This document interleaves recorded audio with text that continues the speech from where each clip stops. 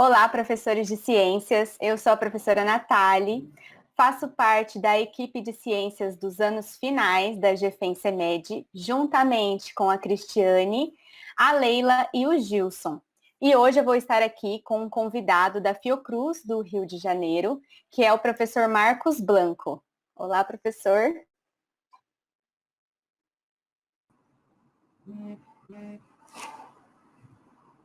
Oi, professor Marcos.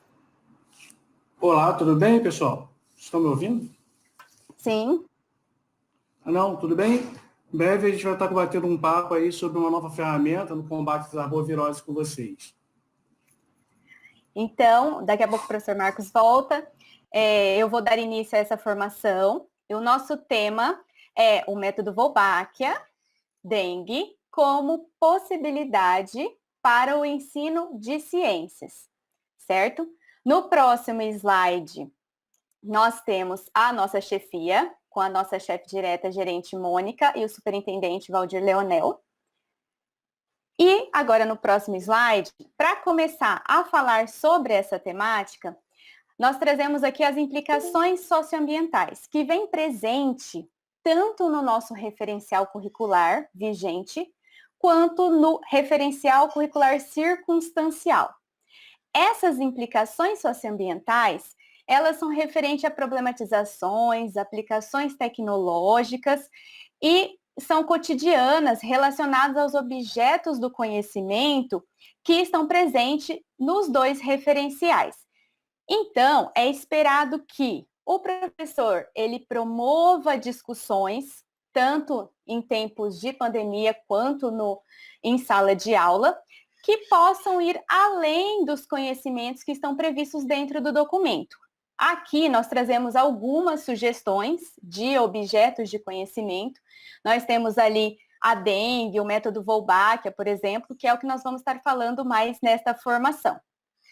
Então, é importante ser abordado que os problemas socioambientais, eles devem ser abordados de maneira aprofundada, evidenciando relações com a sociedade.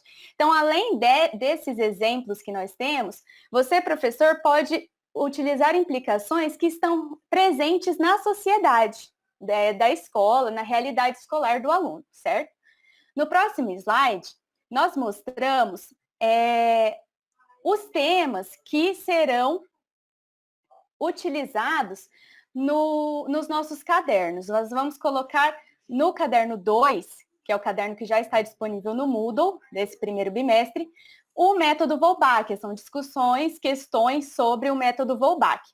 Já no segundo bimestre, no caderno 3, nós trazemos questões sobre o bem-estar animal. No terceiro bimestre, serão questões sobre as queimadas, e no quarto, sobre dengue.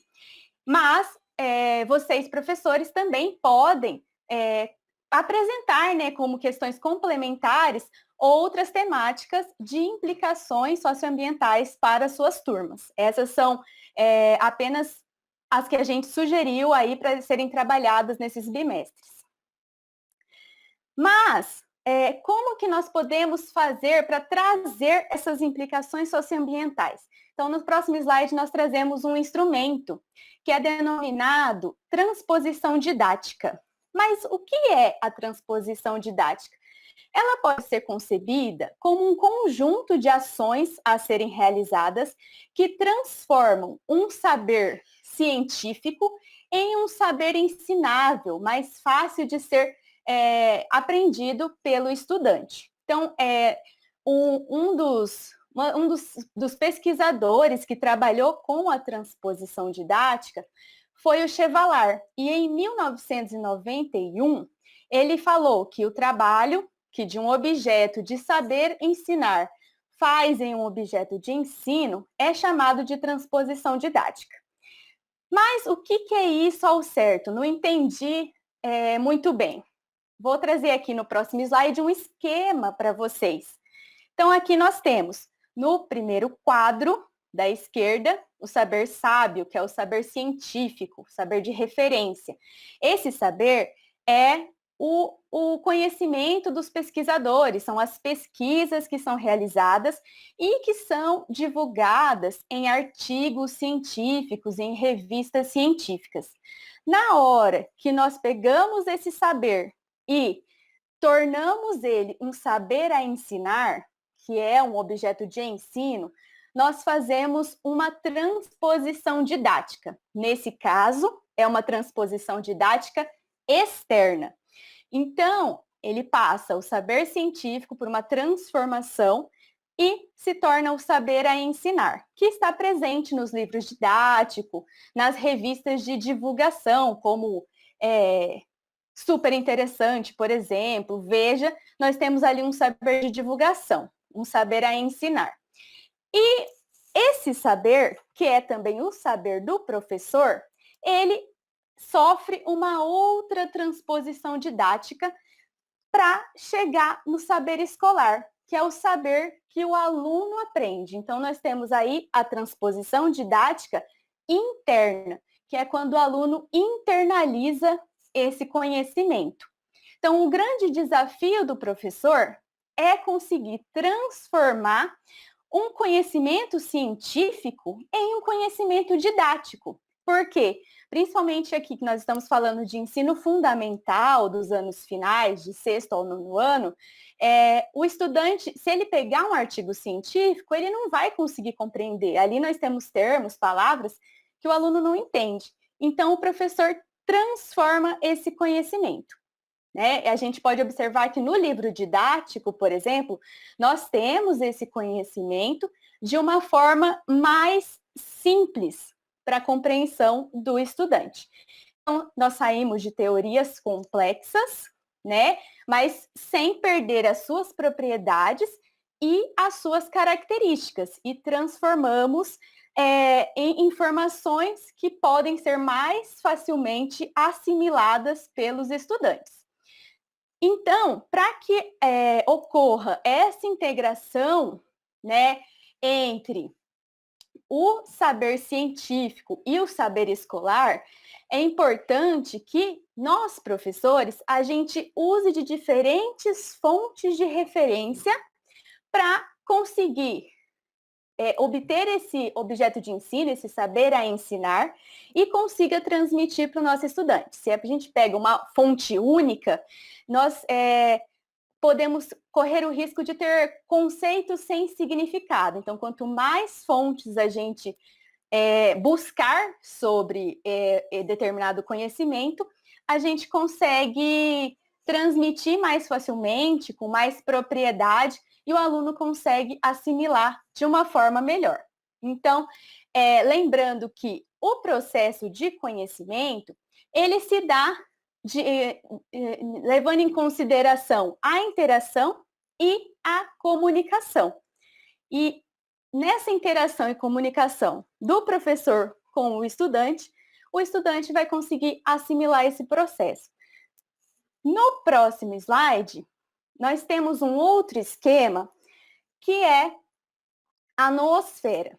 Mas o que é a noosfera? A noosfera são as influências que esse saber científico, na hora que ele é transposto, ele sofre. Então, na hora que ele passa a ser objeto de ensino, a ser um saber a ensinar, ele sofre influências dos pais, da família, da secretaria, da Base Nacional Comum Curricular, das leis, né? Então, nós temos aí um conjunto de fatores que vai influenciar na transposição desse conteúdo. Então, por exemplo, a própria instituição escolar mesmo, na hora do projeto político-pedagógico, na hora dos objetivos, ou dependendo do tipo da escola e da realidade escolar, as forças políticas, através dos programas, dos projetos e do currículo, né, das secretarias, e até a força do mercado mesmo, né, com os livros didáticos e paradidáticos. Então, essas influências aí vão transformar essa transposição didática.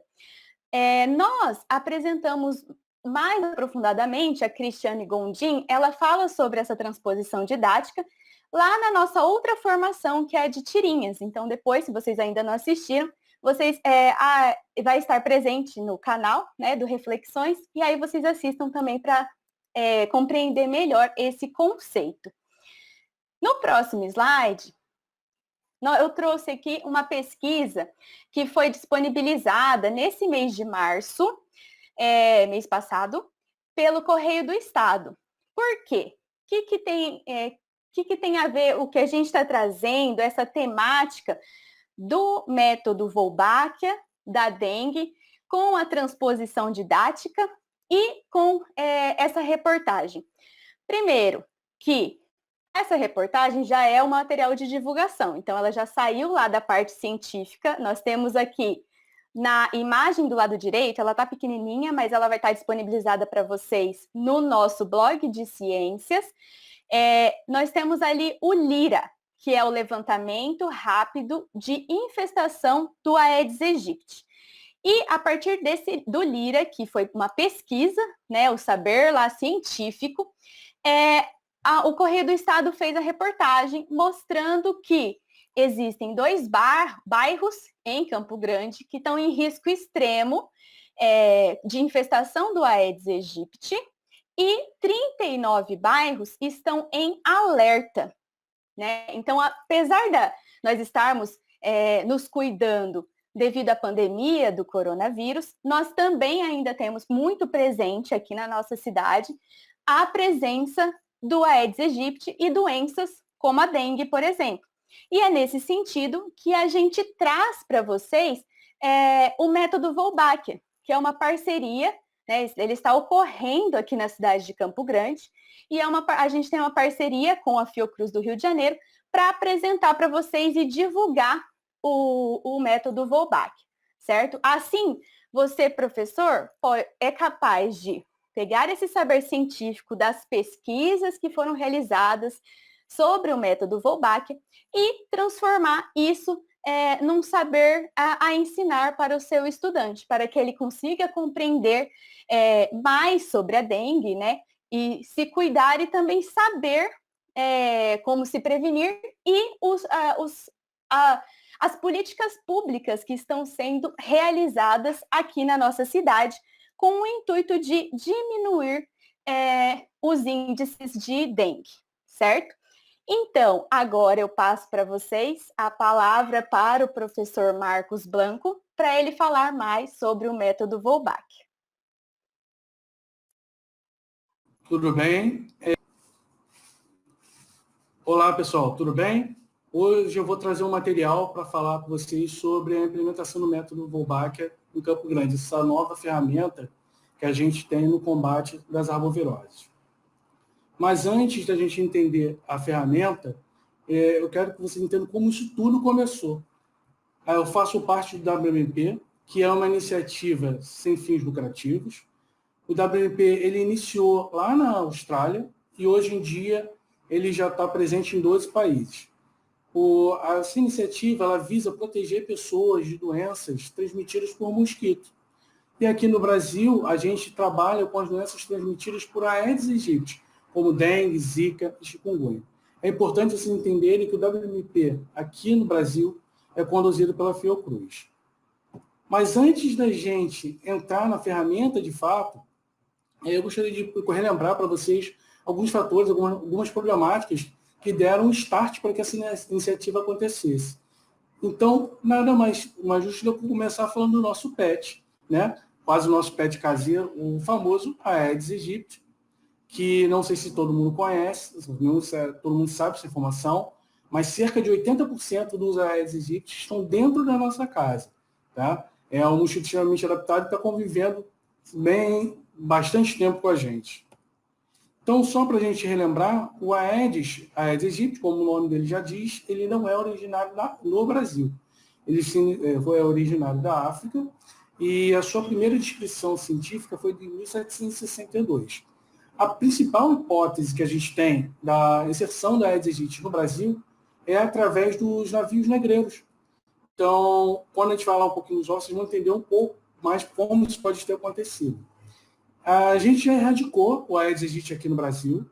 Em 1955, teve a erradicação do Aedes aegypti não por causa de dengue, zika, chikungunya, né? Na época a problemática maior era a febre amarela urbana, só que, infelizmente, em 1967, ele é reintroduzido novamente no Brasil por causa de problemáticas sociais. Os primeiros casos de dengue aqui no Brasil, eles remetem no final do século XIX, início do século XX, na cidade de Curitiba e Niterói, no Rio de Janeiro. O Aedes, assim como alguns insetos, eles fazem a metamorfose completa. Não sei se vocês lembram, o que isso significa? Significa que eles vão passar por alguns estágios, como ovo, larva, pupa e adulto. Então, a gente tem que começar falando do ovo. Ele é bem pequenininho, difícil de ver a olho nu. Ele tem cerca de 4 milímetros. Normalmente, quando a fêmea coloca ele, logo assim na postura, ele é branco, translúcido e bem mole. Com o passar das horas, eles vêm essa coloração mais escura, essa casca preta. É importante a gente entender que o Aedes aegypti, a fêmea, né, ela não coloca o ovo na água, é sempre na lâmina d'água, ou seja, é sempre bem próximo à água, tá? E ele pode ficar ali até 450 dias, ou seja, na verdade, ele consegue ficar até 450 dias sem contato com a água. A gente normalmente fala aproximadamente 1 ano, mas a gente já tem estudos que ele chega a esse período. Então, por isso que a gente tem a hipótese dele ter vindo da África até o Brasil no formato de ovos. E assim que ele entra em contato com a água, ele tem uma rápida eclosão. Eu vou passar aqui para vocês a postura, foi que nem eu falei inicialmente, ó, ela bota próxima à água, tá? E nessa fase, esse início, ele é bem molinho, bem translúcido. Aproximadamente um dia, ou algumas horas, na verdade, ele já entra para a fase de larva, tá? A partir dessa postura. Então, cada fase de larva, ela vai ter a duração de aproximadamente 1 hora, um dia, tá? E elas se alimentam de matéria orgânica que está no ambiente. Por isso que algumas pessoas pensam, tem aquela velha discussão, a Aedes aegypti, ele tem larvas em água suja? Vamos parar para pensar, água suja para quem? Para a gente beber ou para ele? Por colocar as larvas, né? Então, assim, a água ela precisa de ter algum material orgânico ali naquela água para que ele possa se alimentar e passar para suas fases de larva 1, 2, 3 e 4, posteriormente ele chegar à fase de pupa. Então, claro, que normalmente quem está mais encontrado em córregos é o Culex, né? O famoso pernilongo, mas a água para o Aedes aegypti não é essa água tão pura que a gente imagina. Uma curiosidade, não sei se todo mundo sabe, as larvas de Aedes aegypti são fotofóbicas, então por isso que vem naquele pensamento, a larva está dentro da caixa d'água. Aí você tem a caixa d'água lá furada, né? Aí quebrou, você dá uma olhada, você não vê nada. Não tem larva nenhuma aqui dentro. Por quê? Porque ela está lá no extremo oposto, lá no escurinho, lá escondida, para não ser encontrada, porque ela tem medo da iluminação. E ela possui tubo sifão respiratório, que ele nada, quando você vai visualizar ele nadando, ele parece estar de ponta cabeça. Ele liga o tubo respiratório dele na superfície d'água para fazer a respiração. Após a fase de larva, L4, né, quarta fase de larva, ele entra na fase de pupa.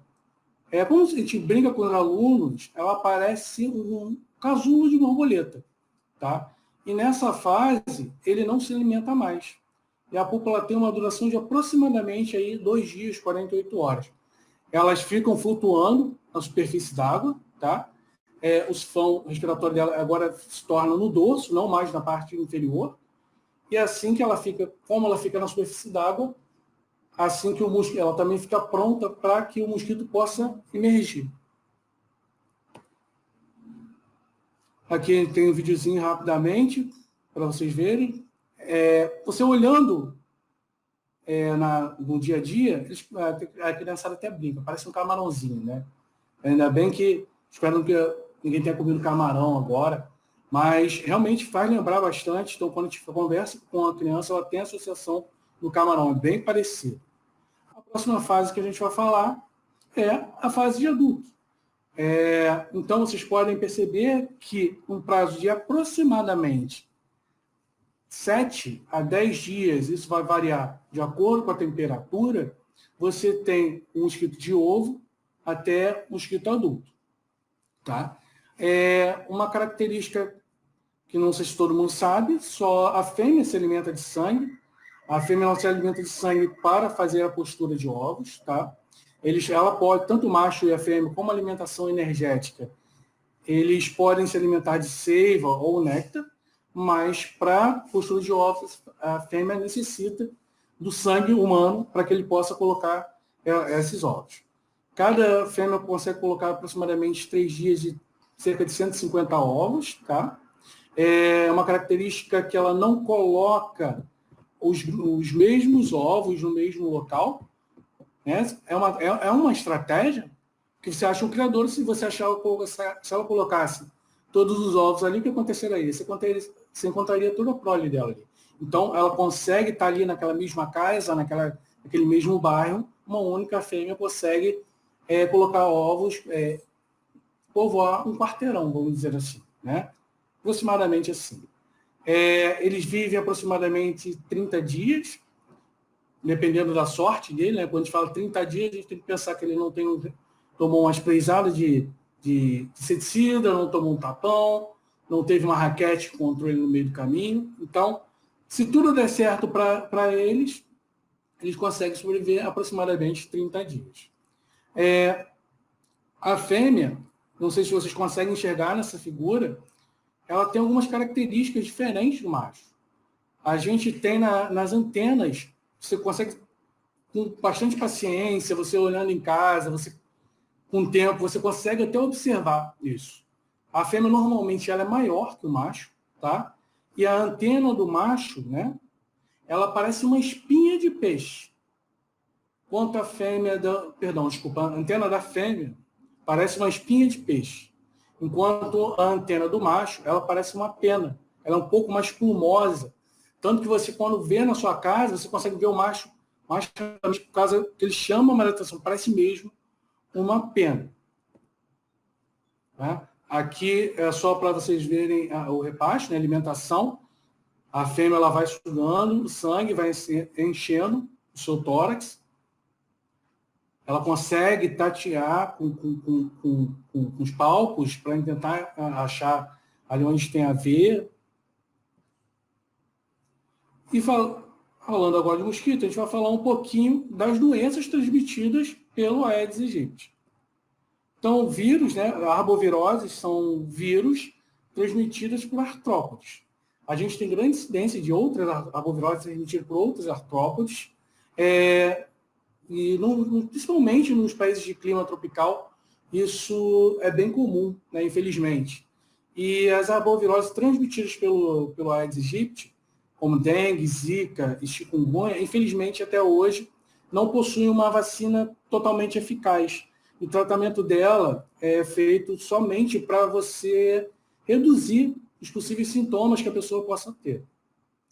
A única vacina eficaz é a vacinação para febre amarela. Lembrando que o Aedes não é o principal transmissor de febre amarela, ele é o transmissor de febre amarela do ciclo urbano, tá? Mas existe a vacina para febre amarela, onde você está protegido para qualquer tipo de febre amarela, seja urbana ou silvestre.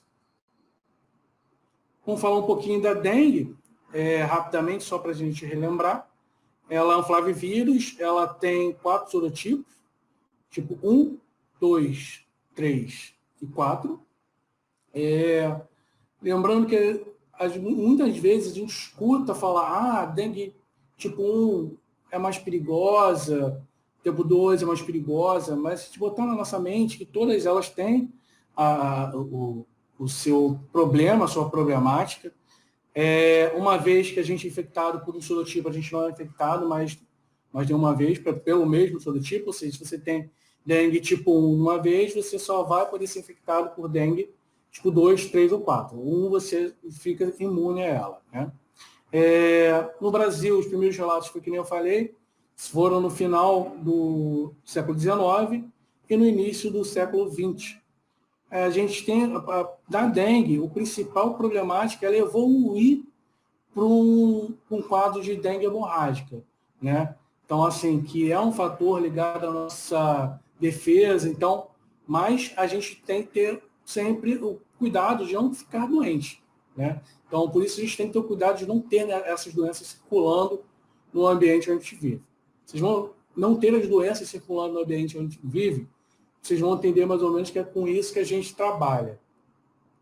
A Zika, ela foi identificada, ela foi identificada também é um flavivírus, ela foi identificada na floresta de Uganda, na África, em 1947, só que em humanos ela foi identificada pela primeira vez em 1954. Aqui no Brasil ela teve introdução em 2015. Olha quanto tempo, né? Então, quando a gente fala de Zika, dengue, chikungunya, a gente pensa, nossa, principalmente chikungunya e Zika, nossa, são doenças novas. Não? Olha, em 1954. Então, elas existem há bastante tempo. A gente que tem contato com ela há menos tempo, né? Ela foi identificada aqui no Brasil em 2015. A gente teve uma problemática, não sei se vocês lembram, aquele boom da microcefalia nos bebês, né, causado na época da gestação, que foi bem grande, depois foi comprovado que foi sim causado pela Zika. E temos também uma síndrome que se chama síndrome de Guillain-Barré. É uma paralisia que vai dando na musculatura, causada pelo nosso sistema autoimune, após a pessoa ser infectada por Zika. Outras doenças também, que podem causar, infelizmente, a síndrome de Guillain-Barré, mas foi comprovado que a Zika também, infelizmente, pode levar a esse quadro de síndrome de Guillain-Barré, e que, quando não identificada previamente, ela pode levar a óbito.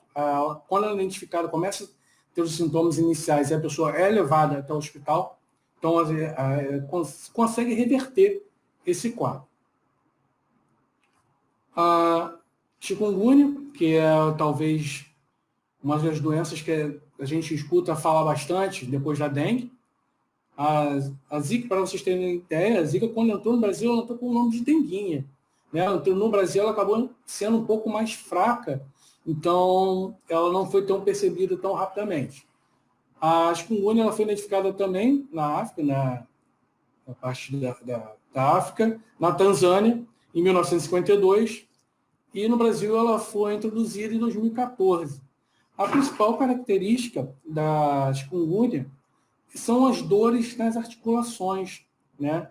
Ela tem esse nome porque no idioma Madoc, às vezes tem que parar para pensar, né? Lembrar.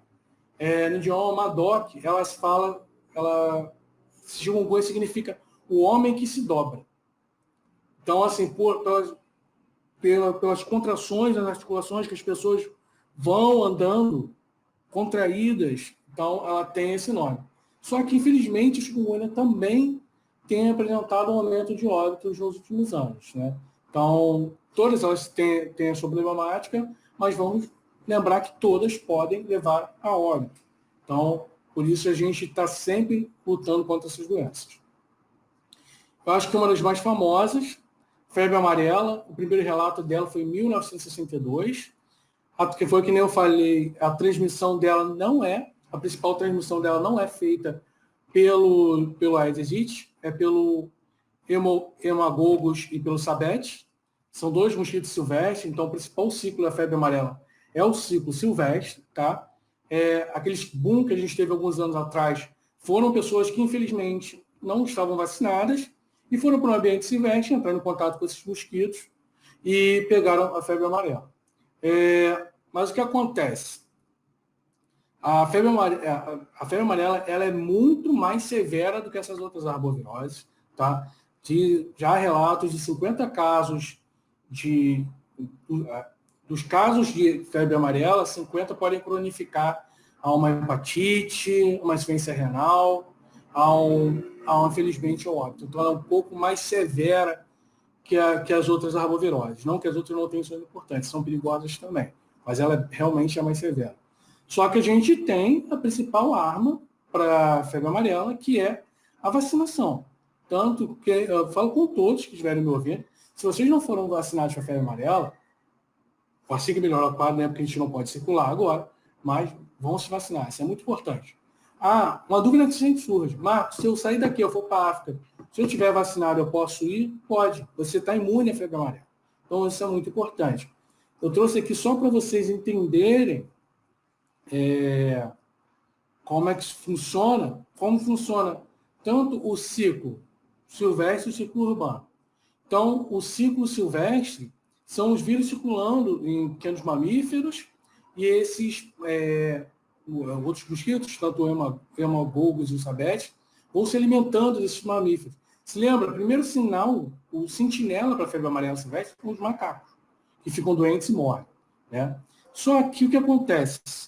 Entra uma pessoa que não está vacinada nesse ambiente silvestre, não tem nenhum pequeno mamífero, essa pessoa é picada por um desses dois mosquitos, ela pode estar sendo contaminada com a febre amarela. Para vocês terem ideia que isso é tão acidental que esses outros dois mosquitos silvestres, eles têm uma característica diferente do Aedes aegypti. Eles voam em copas de árvore. Então, assim, porque é onde estão a quem eles precisam se alimentar, né? Os animais.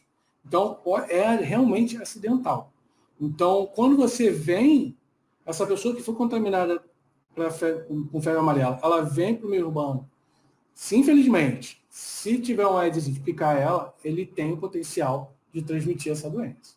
Por que a gente não vê isso normalmente? A gente bate no martelo sempre, vocês vão sempre ouvir a gente falar isso, por causa da vacinação.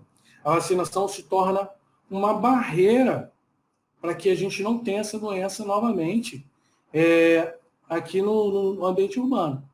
Eu acabei esquecendo de falar, mas a gente não tem transmissão há mais de 50 anos de febre amarela por Aedes aegypti. Então, vamos manter assim, né? Manter ela afastada de todos nós. Então, com todas essas doenças, a gente entra no método de prevenção e controle para que isso não aconteça. Né? A gente tem, principalmente hoje em dia, você lembra que eu falei que na década de 50 foi erradicado, depois de 67 voltou o mosquito? Então, até hoje tem todas as problemáticas sociais, crescimento urbano acelerado,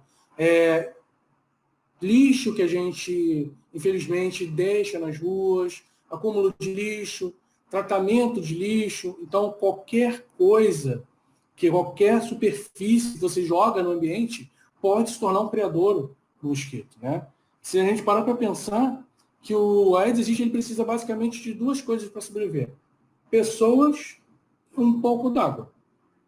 Vamos parar para pensar. Será que na minha casa é difícil achar algo que possa ter água e que isso favoreça o Aedes aegypti? Então, essas são as grandes problemáticas que a gente tem. E os métodos de controle visam o controle dessa população de insetos. Então, alguns que são os mais famosos são os controles químicos. Né? Quem nunca viu o famoso fumacê, né? Até brinco que é a visão do inferno. Eu estou com 30, eu vou fazer 38 anos, então fumacê vinha fazendo aquele pom, fazendo aquele barulho horrível, o cheiro de goiaba queimada. Aí o que a gente fazia? Fechava a janela. Lá no início que eu falei, 80% dos Aedes aegypti estão onde? Nas nossas casas. O que acontecia? Fechava ali a janela, uma pequena quantidade tinha contato com aqueles inseticidas, isso foi passando, a gente foi selecionando um mosquito ficar, uma resistência a esses mosquitos. Então, hoje em dia, você tem novos, claro, sempre é trabalhado novos inseticidas, novas fórmulas, e você tem toda a problemática que, além de matar o mosquito, você tinha também matar tudo que volta, né? Tudo, borboleta, outros insetos, então, a problemática é bem grande. Vocês têm os sprays, né, que a gente usa, casos de inseticidas. Particularmente, eu não uso inseticida na minha casa. Repelente, eu aconselho todos a usarem, de acordo com o médico, o seu médico, você consulte, porque você pode ter alergia a algum composto do repelente, tá? Mas esses são os principais métodos de controle químicos que a gente conhece. Nós temos o método de controle mecânico, é o método mais eficaz que tem. Você está falando que é uma nova ferramenta, mas já existe o método de controle mais eficaz? Sim, é o método de controle mais eficaz. Porém, ele não consegue atingir todos os locais. Então, por isso, a gente precisa sempre de novas ferramentas. Então, o método de controle mecânico é basicamente você eliminar o criador dos insetos. Eliminar potes d'água, pote do... Cara, uma coisa que às vezes a gente nem lembra, o pote do nosso cachorro, né? Você bota água ali, deixa, troca água de vez em quando, mas você passa a bucha nele. Lembra quando eu falei dos ovos? Então, que são lá pequenininhos, 4 milímetros? Então, você não consegue ver ele ao nu. Por experiência própria, pessoal, é muito difícil. É como se fosse um grão de areia, por isso que é importante passar bucha. Ah, mas eu boto cloro na minha piscina. Beleza, para matar a larva. Ovo, ela não mata. Aí a gente bota o ovo na água, não, ele bota na lateral, ali, próximo. Então, o que acontece? Você tem que passar esponja nas piscinas também. Tá? Existe uma campanha bem famosa da Fiocruz, que é 10 minutos contra a Aedes. Você gasta durante uma semana, 10 minutos durante uma semana, procurando possíveis pontos que possam se tornar criadouros. Lembra que eu falei para você, de 7 a 10 dias ele vem de ovo a mosquito adulto. O que acontece? Se eu consigo achar um foco e ali eu tiro aquele foco, quebro aquele foco, então eu quebrei o ciclo. Então eu consigo quebrar e evitar que ele se torne um mosquito adulto. E o controle biológico, que é onde você utiliza um outro ser vivo para impedir o desenvolvimento do mosquito. Talvez o mais famoso que vocês tinham ouvido falar era do peixinho que você coloca na caixa d'água. Mas vamos pensar na dinâmica de você encontrar um foco, levar o peixe, deixar. Lembra quando eu falei para vocês que o método mecânico, né, é o mais eficiente? Ele é muito eficiente, mas o Aedes já tão adaptado. Eu não lembro o ano que isso aconteceu, isso foi em São Paulo, que eles conseguiram eliminar os possíveis focos de uma localidade. Só que mesmo assim estava tendo mosquito.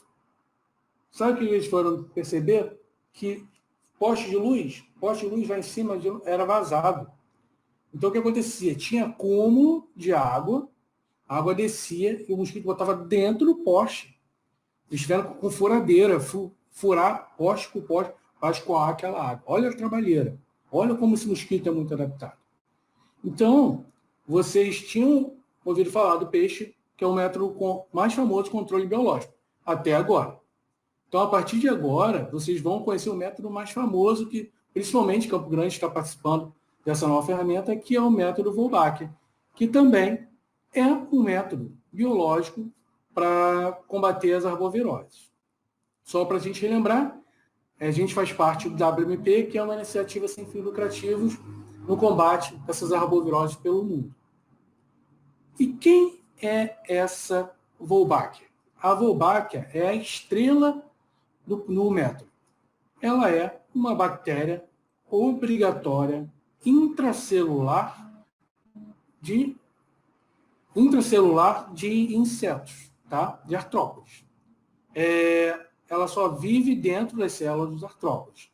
E a gente tem mais contato com ela do que a gente imagina, tá? Abelha, mosca da fruta. Eu vou falar de dois que a gente com certeza teve contato. Eu gostaria de estar conversando com vocês pessoalmente, porque sempre faço essa brincadeira para a gente relembrar. Lembra quando a gente era criança, a gente estava lá tomando um suco, aí você pegava, deixava o copo de suco aqui e ia brincar. Quando você voltava, tinha uma formiga lá dentro. Aí você chegava e falava, vó, tem uma formiga lá dentro.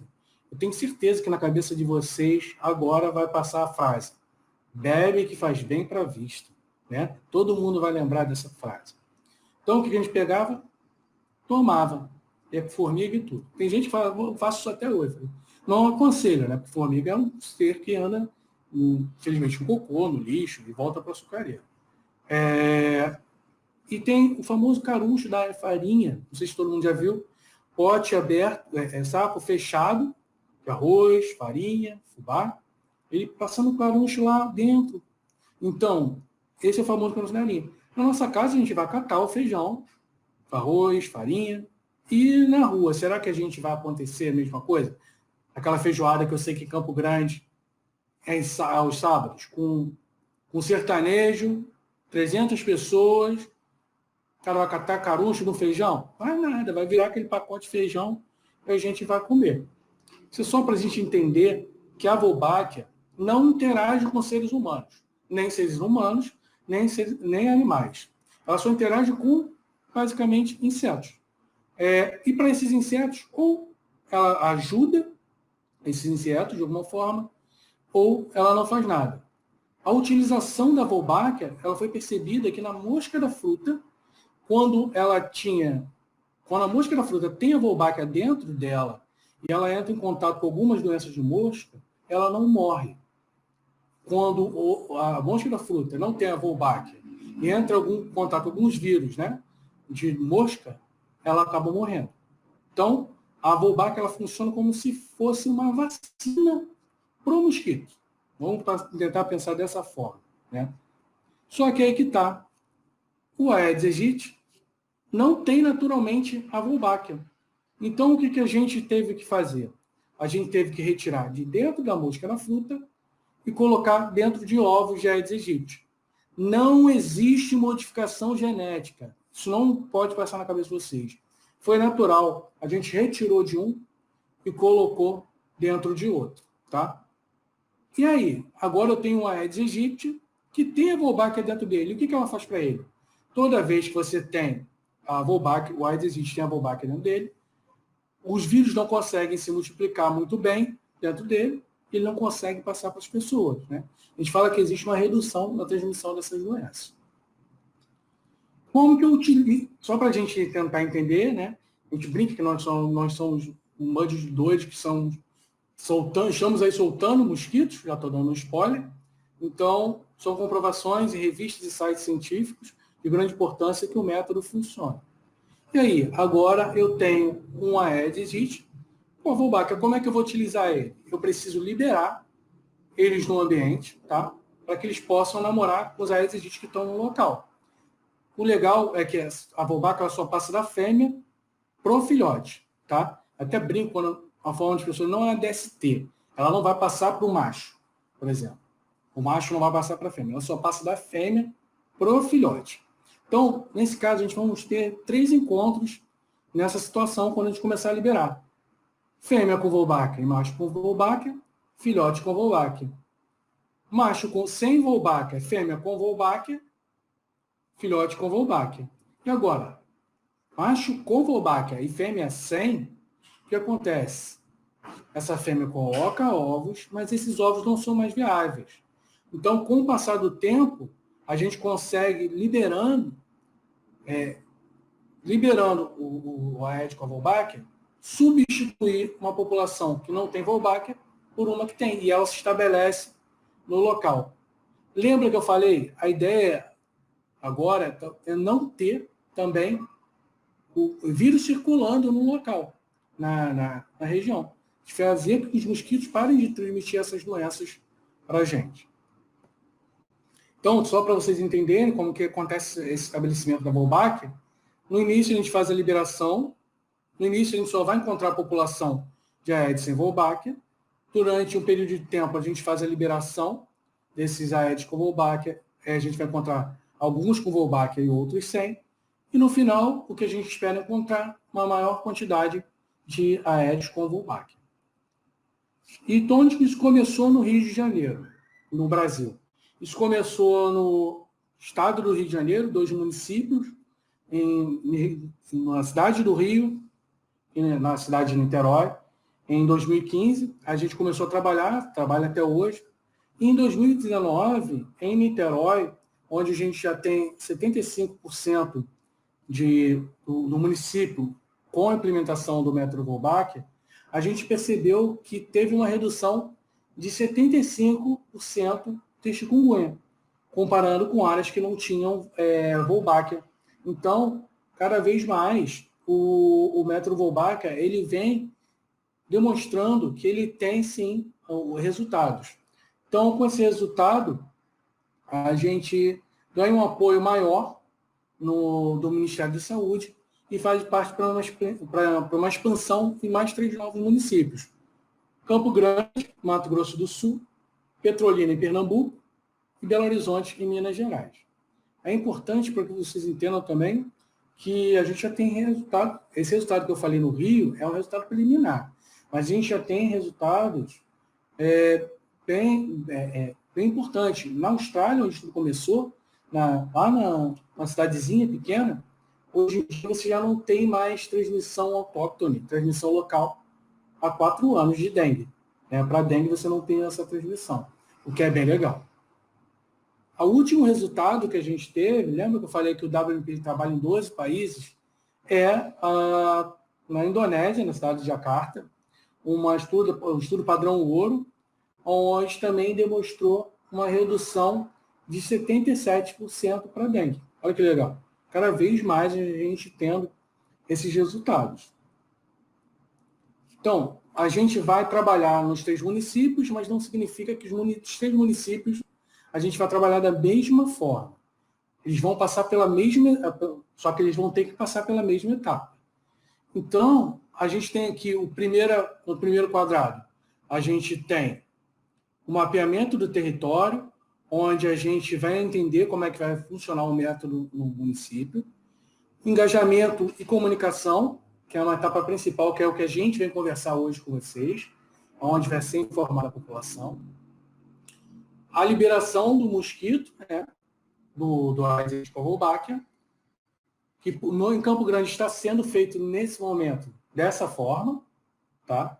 São veículos da CESAL, onde eles vão por vias públicas, em via pública, liberando esses mosquitos. Mas também pode ser feito a pé, né? Esses agentes, essas liberações são feitas por agentes de saúde, ele pode vir, como ocorreu no Rio, em algumas áreas, ele com a bolsa e soltando esses tubos a pé. Depois da liberação, a gente tem que entender o território. Vou tentar resumir aqui. Não sei se alguém já ouviu falar em ovo e trampo, às vezes tem até na sua própria casa. Isso é uma armadilha preconizada pelo Ministério da Saúde para monitoramento de Aedes aegypti. Tá? Então, a gente vai utilizar essas armadilhas que já estão instaladas no município. Então, como é que ela funciona? É como se fosse um pote de violeta, você coloca a água e uma paleta áspera de madeira, de alcatex, dentro desse pote. Lembra que eu falei? O Aedes aegypti, qual é a característica dele? Ele coloca na água? Não. Coloca próximo. Então, ele vai colocar nessa paleta. Então, através dessa paleta, a gente consegue fazer o monitoramento. Vão ser capturados os ovos, a gente vai induzir para a fase de larva, dentro da nossa biofábrica, que tem em Campo Grande. Nessa fase de larva, a gente envia para o Rio de Janeiro, para um laboratório de diagnóstico, para fazer o famoso PCR, que ficou tão famoso agora, né? Para saber se essas larvas têm Wolbachia dentro dele ou não. Depois, esses dados são enviados para a equipe de epidemiologia, e juntamente com a epidemiologia do município e do Ministério da Saúde, a gente consegue entender quais são os quadros das arboviroses antes da implementação, durante e após. E aqui, eu até brinco com aquele momento que todo mundo faz, que bonitinho. Então, eu não vou falar mais Aedes aegypti com a Wolbachia, vou chamar agora de Volbito. Volbito, ele foi um personagem criado para falar com crianças. Só que a gente percebeu que o Volbito, ele funciona muito bem para falar com todo mundo, de 0 a 100. Então, a gente utilizou muito ele no Rio de Janeiro, e a partir daí, a gente vai utilizar o Volbito em todos os municípios onde ocorreram a implementação. Lembrando, ele é um Aedes aegypti normal, só tem a Wolbachia dentro dele, então ele continua com as mesmas características. Não é um PET, né? Ele é uma ferramenta para você iniciar uma conversa. Não é muito mais fácil você falar, então, o Volbito está chegando aqui em Campo Grande, aí a pessoa, mas que eu vou... Então, lembra do Aedes aegypti? Então, a gente conseguiu colocar um bichinho, depende com quem você está falando, um bichinho, ou uma bactéria. Dentro dele, ele agora ajuda a não transmitir as doenças. Então, do que chegar, olha, então, a gente está liberando a Aedes aegypti em Campo Grande. A pessoa precisa fazer assim, ó, né? Imagina, todos são biólogos. Se você sai na sua casa, estão liberando mosquitos sem você ter ouvindo nada sobre isso. Vocês não vão achar no mínimo estranho. Imagina, sei lá quantos anos a gente matando mosquito, agora a gente está liberando mosquito. Então, o Volbita é essa ferramenta que vem para a gente estar conversando com a população. Campo Grande, né? Então, como vai ser feito? Campo Grande são 74 bairros de 7 regiões urbanas e a gente, como o nome diz, é muito grande. Então, a gente não teria como fazer de uma única vez. Então, a gente dividiu por fases, que são agrupamentos de bairros que atendem aproximadamente 130 mil pessoas, né? 130 mil habitantes. Então, serão 6 fases e para que complete Campo Grande, a gente vai atuar durante 3 anos. Só que a gente, na verdade, já está atuando. A gente está atuando em Campo Grande desde 2020. A gente iniciou nosso trabalho de engajamento, né, que é a primeira etapa que vem a conversar com a população. Só que, infelizmente, devido à Covid, a gente interrompeu as atividades e retornou no início de outubro, setembro, a gente voltou. E a gente já fez a parte de engajamento na primeira fase. E atualmente estamos liberando os mosquitos, os volbitos. Quais são os bairros que nós estamos liberando? Aero-Rancho, Batistão, Centenário, Copavila 2, Guarandi, Lajeado e Tijuca. E agora a gente está entrando na segunda fase, que são os bairros Alves Pereira, América, Centro-Oeste, Jaci, Hockey Clube, Los Angeles, Moreninha, Paraty, Pioneiros, Piratininga e Itaquaraçu. Tá? Nesses bairros, a gente já está liberando? Não, pois sempre antes da liberação ocorre a fase de quê? Engajamento da população. Então, no momento, a gente está na etapa de engajamento da população e hoje a gente veio conversar sobre isso, pedir a ajuda de vocês para isso. Quando serão liberados os volbitos nessa segunda fase? Provavelmente no final de abril, início de maio, tá? O WBP, nossa implementação desses novos municípios, ele vem com a capacitação das equipes para realizar o engajamento, liberação, produção, ajudar as equipes do município a trabalhar para que a gente possa ter a implementação do método na região. Então, e fica a cargo, né, de todas os profissionais do município, isso foi acordado com o Ministério da Saúde, com o município, antes da implementação, participar das etapas do método para que isso ocorra. Todo mundo vai participar de todas as etapas? Não. Liberação, produção, monitoramento, são feitos pelos agentes de saúde. Mas no engajamento comunitário, profissionais de educação, profissionais de saúde, profissionais de assistência social estarão participando dessa etapa, né, do engajamento social. É importante vocês entenderem que os mosquitos, os volbitos que tem em Campo Grande são de Campo Grande, então esses mosquitos foram capturados lá no início, antes de começar tudo. A gente levou até a nossa biofábrica que a gente tinha, botou ele para namorar com o volbito que a gente tinha. Então ficou namorando. E agora a gente libera o quê? O volbito, que a gente gosta de brincar, né? O volbito pantaneiro, né? Imagina, a gente brinca. Mas como é que sabe que o volbito pantaneiro? Imagina, com um tererezinho tomando. Imagina. Mas são mosquitos de Campo Grande, então fiquem tranquilos. Eles têm as mesmas características dos mosquitos de Campo Grande. Se eu der uma sprayzada com inseticida no mosquito, qual cai? Um ou outro? Os dois, tá? E se o pessoal disser, é mais resistente a inseticida, não. A resistência é a mesma, é o mesmo mosquito. Lembre-se, é o mesmo mosquito, é natural. Não tem modificação genética. Então, só tem a Wolbachia dentro dele. Falar rapidamente aqui, só para a gente entender como funciona o engajamento comunitário. Ele tem 3 frentes principais, que são as unidades de saúde, escolas e apoiadores locais. E a gente trabalha no modelo de aceitação pública, modelo bem parecido com o SUS. Tá? A gente tem vários fatores que a gente analisa até que ocorra a liberação, mas tem tem um fator que é bem importante, a participação da população. Essa ferramenta, o grande diferencial do método Wolbachia é a participação da população. Tanto que ocorrem 2 pesquisas quando inicia se inicia e quando termina a fase, né? Quando está próximo de uma liberação.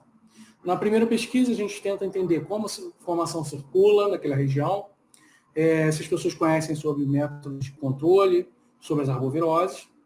E na segunda da forma principalmente, se a pessoa conhece, como ela conheceu, se ela entende, se ela aceita essa liberação. Né? Essas 4 perguntas.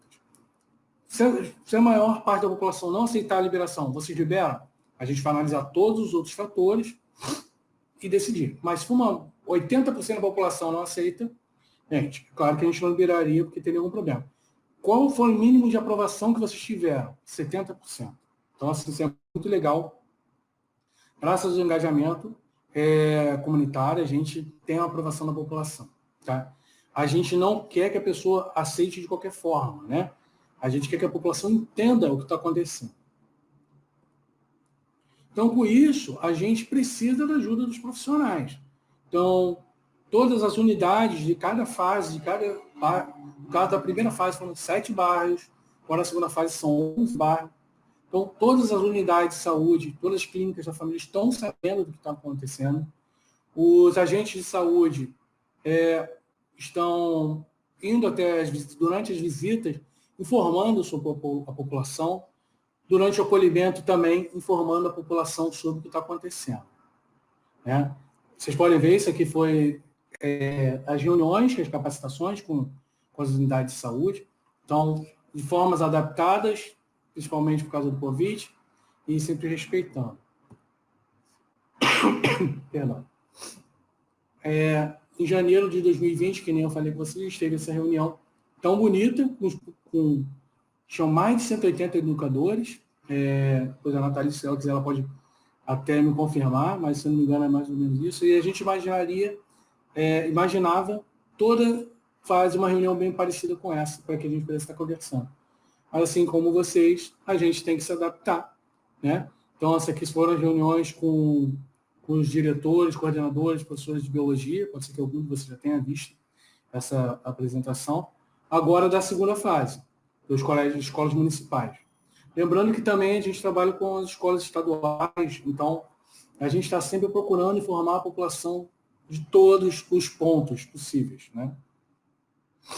Apoiadores, que nem eu falei, apoiadores locais, são muito importantes, pode ser eles, a UFMS, uma igreja, o Rotary, mas pode ser também o seu Joãozinho, que tem uma barraquinha de frutas, e é um mobilizador daquela região. Ele é um apoiador local? É muito importante. Você está vindo pedir ajuda para a gente. O que eu converso com os agentes de saúde, você conhece uma pessoa que é uma mobilizadora de informação, uma mobilizadora social, é legal levar essa informação para ela, né? Porque ela vai ajudar a disseminar essa informação no território.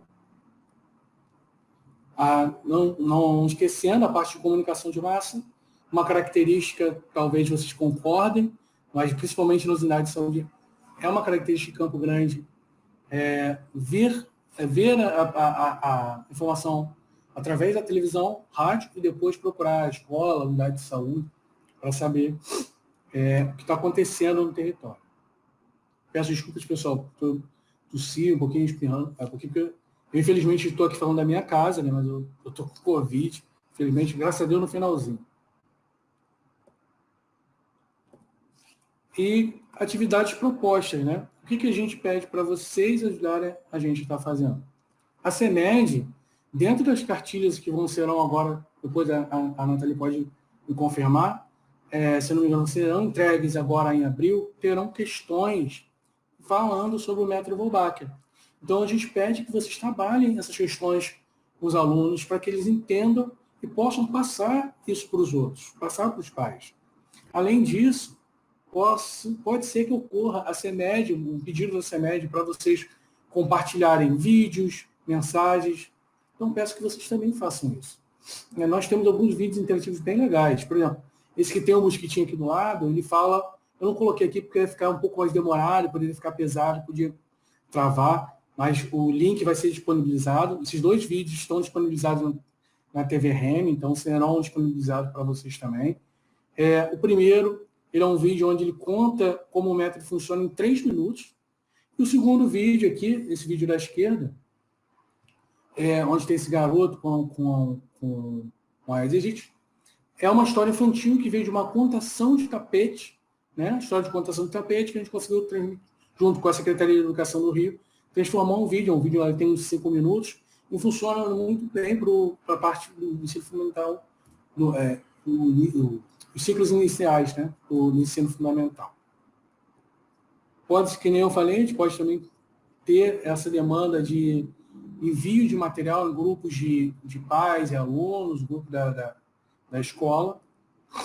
E aqui eu deixo para vocês também, são os materiais de apoio. Tem o Volbito na Escola, só procurar www.volbito na Escola, só Volbito na Escola, né? É uma página focada somente para professor, tá? Eu indico todo mundo a ver, porque você tem um e-book que é bem legal, ele tem algumas temáticas, né? Que nem a gente abordou aqui um pouco rapidamente, as temáticas que levam até o porquê do funcionamento do método Volbach, sociais, temáticas problemáticas com os métodos de controle em si, e algumas atividades que a gente propõe. Infelizmente, a maioria dessas atividades seriam presenciais, mas você tem a contação de história, né? Quem trabalha com menorzinho, aqui no Rio chamamos cotoquinhos, ensino fundamental 1. Então, essa contação de história, quem tem dom para fazer teatro, música, então essa contação de história é bem legal, além do livro. Nós temos a nossa página principal, né, a página oficial. Aqui, todas as notícias estão sempre fresquinhas, né, como a gente pode dizer. E, para quem tem interesse em ler artigo, então, todos os artigos envolvendo a Volbach estão disponibilizados nessa página também. Não poderia deixar, né, nós temos o nosso canal no YouTube. Lá vocês podem ver alguns vídeos, não só falando, a gente nunca fica falando só sobre o Volbach, que eu tinha que apresentar a vocês, então por isso a gente está falando um pouco mais, mas toda a problemática, tem vários vídeos falando sobre doença, sobre problemática de lixo, problemática de crescimento urbano, então vídeos variados. Que através desses vídeos vocês podem dar uma ideia e chegar para a gente, olha, será que se a gente fizesse um vídeo assim, com a cara de Campo Grande não funcionaria? Manda para a gente, manda para a equipe, né, que eles vão passar para mim, e a gente vai sentar, vou conversar e ver a possibilidade. Tudo, claro, respeitando o que está acontecendo no momento, mas a gente tenta fazer. Eu estou presencialmente a cada 15 dias em Campo Grande, né, porque eu, além desse trabalho de engajamento que eu faço com a população, eu ajudo na biofábrica, que é onde fica ali no antigo LACEN, não fica no antigo LACEN, o LACEN continua lá, no antigo espaço do LACEN, Jardim Ipiranga, perto ali do Lago do Amor. Quem quiser depois ir visitar, agora não, está um pouco mais complicado por causa da Covid, mas mais à frente ir visitar a biofábrica, a gente disponibiliza, a gente consegue marcar uma data. Lembrando que a biofábrica é bem pequenininha, então assim, já tem 10 pessoas trabalhando lá dentro, então o que a gente consegue fazer é a visita 1 a 1, 2 a 2, grupo de 3 pessoas no máximo, porque para entrar mais que 3 teriam que sair alguém lá de dentro. Pode até pensar, pô, ele está exagerando. Não estou exagerando, realmente é pequenininho. Fora que você tem lá todo o aparato que a gente trabalha, né? Então, nessa fase, eu estou a cada 15 dias, eu estou em Campo Grande, revisando com o Gabriel, que é o gestor do projeto em Campo Grande. Só para a gente lembrar, a Volbach ela não infecta seres humanos. São frases que a gente pode ter na nossa cabeça. O método não utiliza modificação genética. Quando eu falo seres humanos e animais, tá? Esses mosquitos agora não vão ter mais essa capacidade de transmitir as doenças para a gente. O Volbito, ou seja, ele é um novo aliado da população. Importante lembrar que liberamos mosquitos. Mata ou não mata mosquitos? Essa é a grande pergunta. O que vocês acham? Continua matando, pessoal. Lembra que eu falei lá no início? O mosquito é igualzinho por fora, não mudou nada, então ele tem a mesma característica. A fêmea vai picar para pegar sangue, para obter sangue. Tem alergia ao Aedes normal, vou ter alergia ao Volbito? Vai, porque a alergia é uma resposta do nosso corpo para qualquer coisa que não faz bem para ele. Então, continua sim matando o mosquito. Mas se eu não matar o Volbito, você não tem como saber se é o Volbito ou não. Continua matando. E o principal, continua com todos os métodos de controle, como limpar pote, virar água, tirar água de pote. Aonde? No ralo? Nunca. Se você botar no ralo, ele vai ganhar, vai ganhar circulação da água e vai nascer em outro lugar. Sempre no solo, lugar quente, principalmente com larvas, né? Que eu estou falando. Se você encontrar na areia, para que aquele larva possa morrer. Tá? E quem usa repelente, usar repelente, indicado pelo médico, quem usa inseticida, infelizmente, pode continuar usando, não tem problema. Só agradecer a todos os parceiros que proporcionaram, a gente está aqui em Campo Grande, está fazendo essas atividades, deixar para a gente, procurando sempre no WhatsApp não, no YouTube, Facebook, Instagram, dá aquela curtidinha lá, né, que o pessoal sempre pede, os influenciadores, WMP Brasil, você vai achar a gente lá nessas 3 plataformas. Aqui abaixo eu vou deixar 1 minuto, que é o meu contato, tá? Perdão, aqui não é o meu contato não, depois eu passo o contato para vocês, desculpa. Aqui, então, só curtir as nossas páginas para vocês ficarem sabendo mais. O Facebook está bem alinhadinho, o Instagram está bem legal, o Instagram está com um perfil mais para ciência, para quem gosta de ciência, tem um perfil mais científico para quem gosta dessa parte. Dá um pular para dar uma olhada, fica bem legal. E aqui você tem o Fale com o Volbito, é um canal com população, tá? Esse telefone aqui, você vai falar com a nossa comunicação, e aqui você vai ter contato de pessoas de todo o Brasil entrando para tirar as suas dúvidas, tá? Queria agradecer o apoio de toda a equipe, né, da CEMED, da Cris, da Nata, da Leila, do Gilson. Agradecer esse convite, que para a gente é bem importante, para que a gente possa estar multiplicando a informação. Obrigado a todos. Muito obrigada, professor Marcos. Foi enriquecedor receber essas informações. Muito obrigada aos intérpretes que estiveram aqui com a gente nessa formação. E para vocês, professores de ciências que acompanharam a nossa formação, obrigada por estarem aqui até agora. E qualquer dúvida, nós da equipe de ciências estamos à disposição, certo? Então, até uma próxima. Não se esqueçam de acompanhar tanto o canal da TV Remy, que o Marcos falou, que está lá presente os vídeos, o canal do Reflexões, também o nosso canal de ciências, nosso blog, ok? Obrigada e até a próxima. Obrigado, pessoal. Até a próxima.